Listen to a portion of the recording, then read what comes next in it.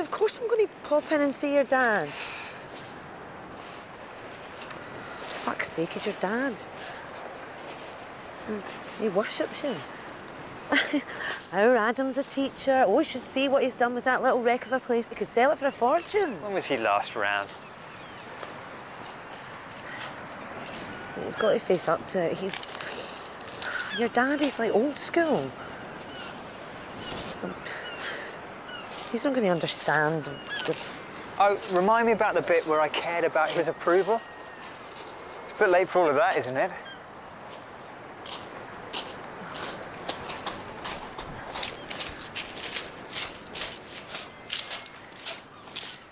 End of the day, that's not what I signed up for.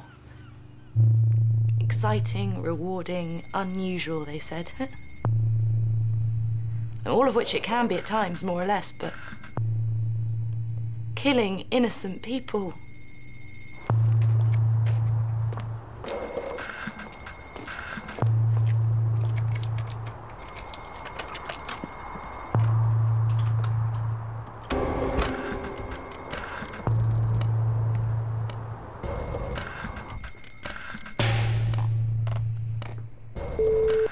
Adam, it's me, Ben. I'm a bit weirded out, mate. I've had two guys sat outside my place all day, blacked out windows, black shirts. Yeah, one of them wanted to use my mobile phone as well. Anyway, I thought I should let you know. See ya.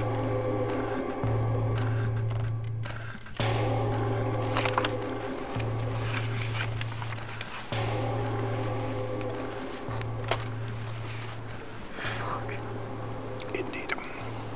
That's Jake and the... Prince. They were nice. Actually, they were very much in love with each other. And, I mean, is this real? Couldn't be more solid if it was gold-plated. Isn't it a secret? Every editor in Fleet Street knows about it. None of them dares to print it.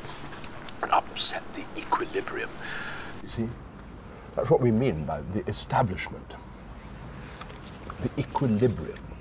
Yes? So it's down to you to keep it all quiet and keep it sweet for the royals, yeah? Crudely put, but not entirely inaccurate. It's my job, as you say, to keep things sweet for one particular royal. He whose life it is my peculiar charge to facilitate. That's what one does. Brief hasn't changed for centuries.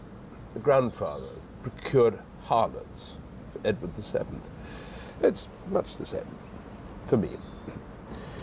Keeping it under the hat, though. I still don't... That's one's job. Let me tell you, if Mr. Clinton had had a man of my caliber in his retinue, that dress would have been immaculate my first night. This is the thing. My royal prince turns out to be a fairy. So what? Every soap opera has its queer. Nowadays, why should the longest-running soap opera in the world be any different? It's just a matter of finding the right sort of chap. My finding the right sort of chap. I was the one who vetted the wondrous Jake. Beautiful boy. Lovely chap. Absolutely wild. No parties, weekenders, secret visits to country houses. HRH was totally taken by it all, as you can imagine. Just loved it. Why are you telling me all of this, Mr. St. John? What do you want? You're learning. What does one want?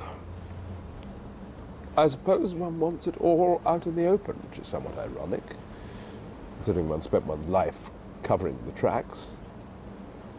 But one starts to wonder about certain tiresome things, like right and wrong. You See, from their point of view, it's like a virus. Moment it seeps out, they want to cut it off, stem its flow, stop it contaminating any further. And they have to work on the assumption that anyone who comes into contact with the virus could be contaminated. And you eliminate them? Just in case.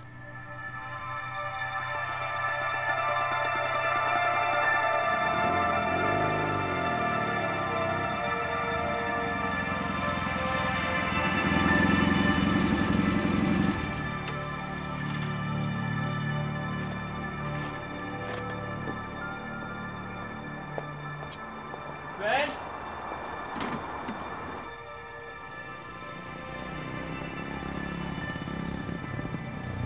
In this job, there's people who want that kind of action. Couldn't care less about the consequences.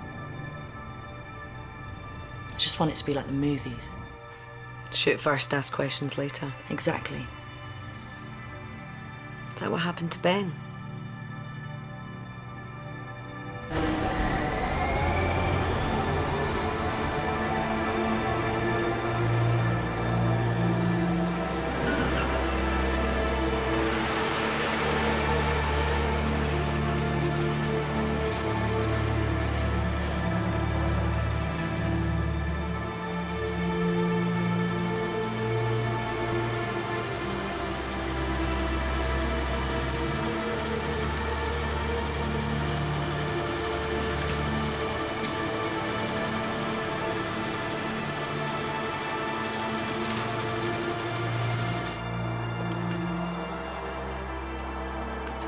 Ben?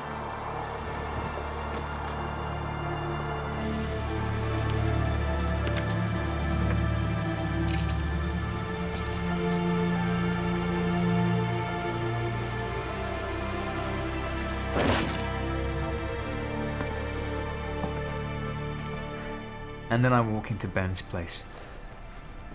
And everything changes. If this was ever going to get sorted out, it was going to be down to one person to see it out. Me. And only me. St. Sir, I'm sorry to have to contact you again. A timely call.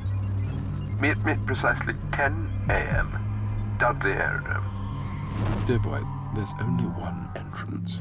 10 a.m. Okay.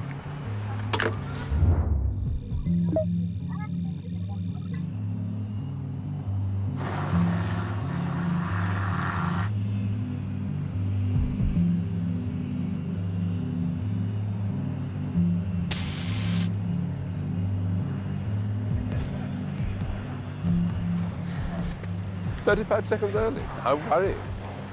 So you've got your little phone with you? The snaps you took the other day come out all right? No disrespect to you, sir, but it makes me feel safer. Okay.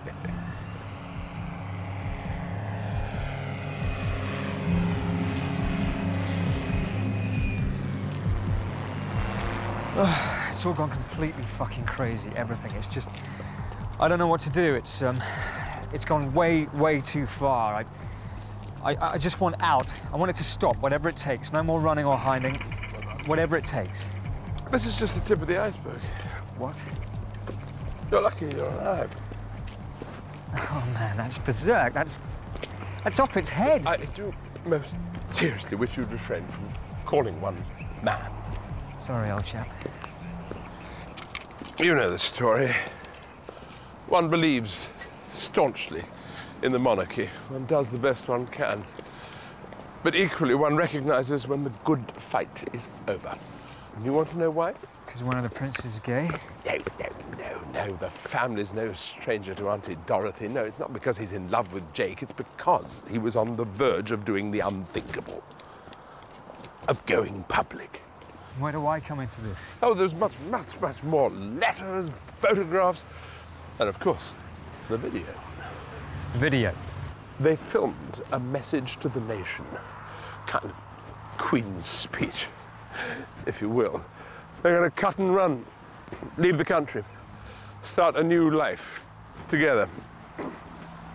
Australia was mentioned, California, other places. This was their plea for patience, for understanding, for compassion. Wow. Edward and Mrs. Simpson take two. Wow.